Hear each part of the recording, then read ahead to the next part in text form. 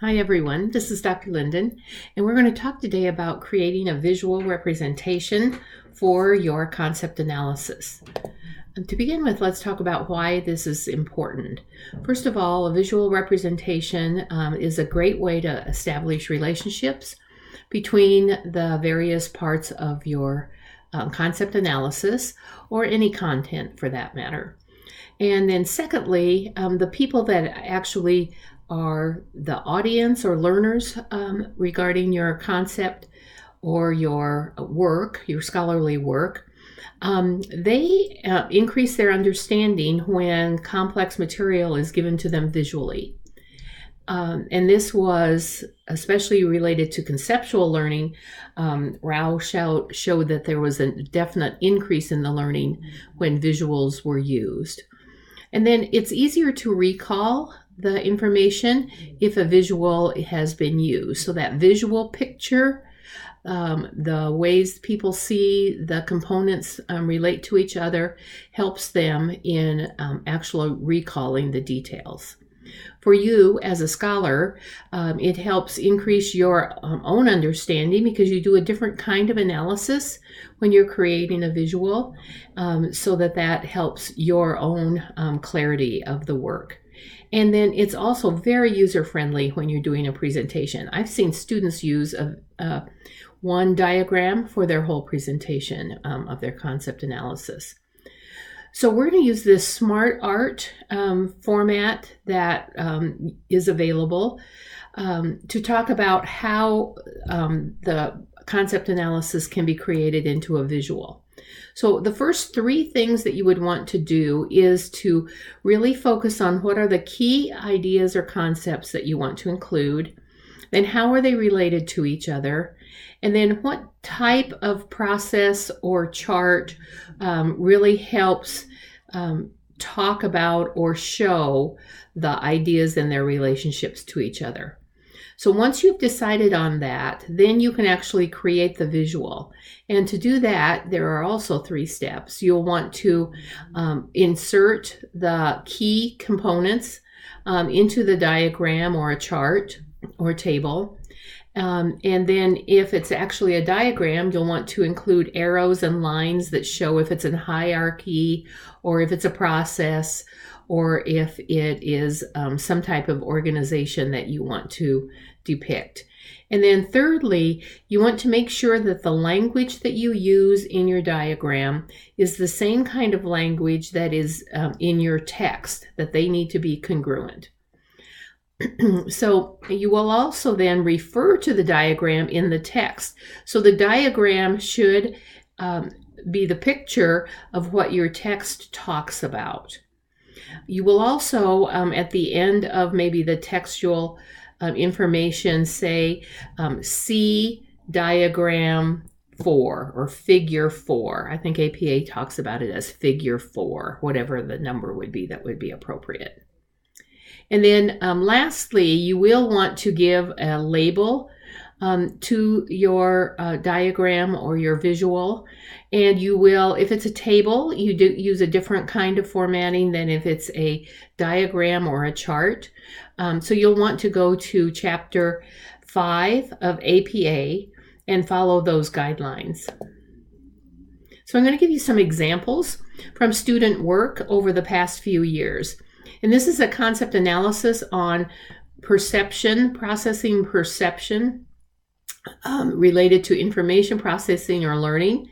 And this was not an actual concept analysis piece. It was part of the concept analysis paper because the student felt that there were these 4 different components that made up the perception process and that they needed to be understood before she could talk about the application of the antecedents, the attributes, and the consequences. So this was really more her attribute component of her concept analysis.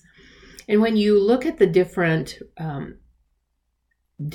articles that are available for you to use as examples, please note if there are some simple or more complex diagrams that help you understand the content, and you can use some of those to help guide your own work.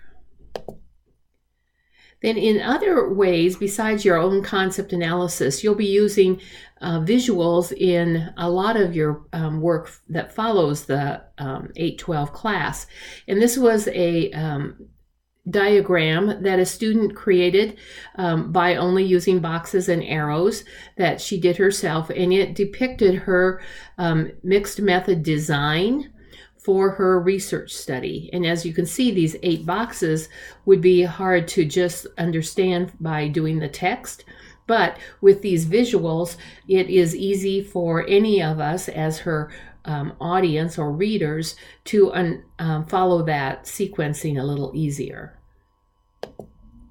Another example will be tables. Now, we're familiar with tables lots of times to report research results.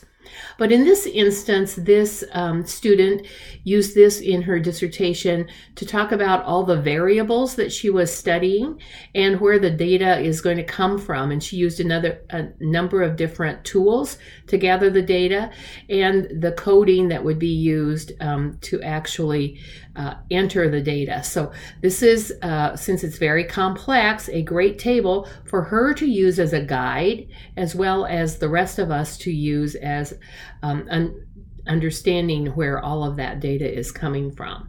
So tables can be used for results, but they can also be used for literature reviews, where there's a lot of authors that talk about the literature and maybe talking about what components are included in various literature, a number of ways that tables can be used.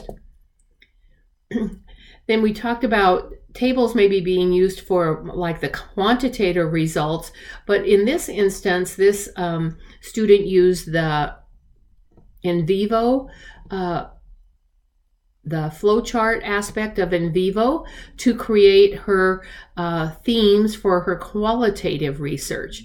And we'll talk a little more about that in 866.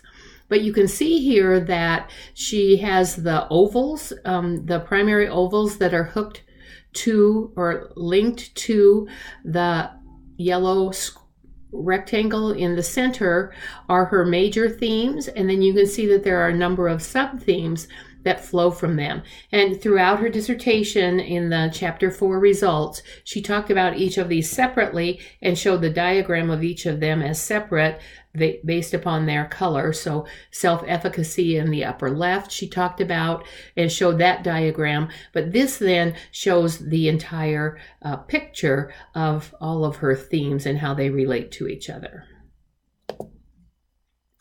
In my own research, I am publishing an article on the concept analysis assignment, and it's a pre and post self-reported scores by students.